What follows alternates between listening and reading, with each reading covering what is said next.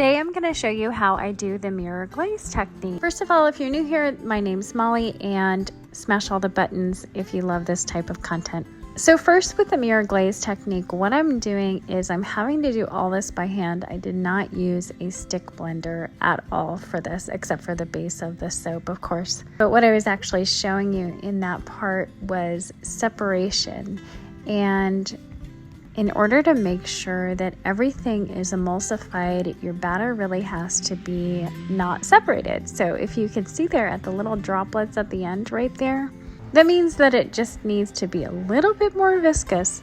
And because this technique is so technical, you really just have to keep mixing until you get a very straight sort of pour where there's no like drippage. I don't know if that makes sense, but I think you get the point because you're seeing the drippage. So what I had to do was use a very tiny whisk because these pitchers are very like small. I mean, they don't really hold a lot compared to some other pitchers. But anyway, I used a small little whisk to get everything mixed up. And with 6 colors, I just like to really challenge myself.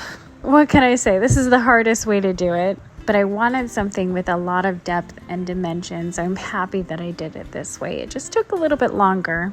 And I was literally on pins and needles the entire time, just because if I let it sit too long, then it may thicken up to where you can't do the mirror glaze, which I will show you here in the pour in just a minute. This would I imagine it would be similar to the cake techniques that you've probably seen. That was kind of where I got the idea to do this. So at this point, I'm realizing, you know what, it's viscous enough for me to actually pour. I know everything is mixed in really well to where I'm not going to have any undissolved lye.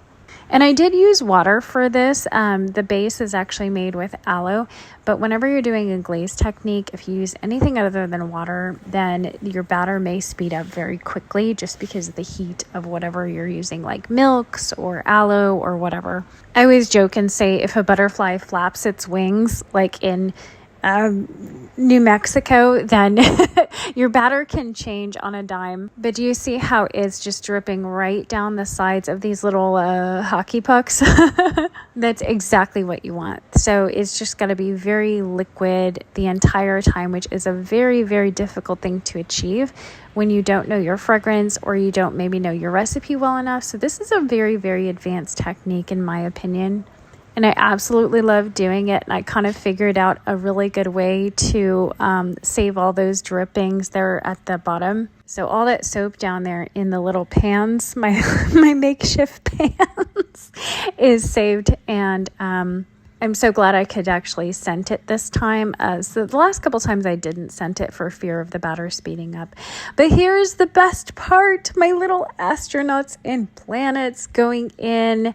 And my little astronauts do actually glow in the dark. So they are super awesome. I didn't put a clip of them glowing in the dark in this video. I'm sorry. But you'll see it when they are ready. And some of the planets do glow a little bit.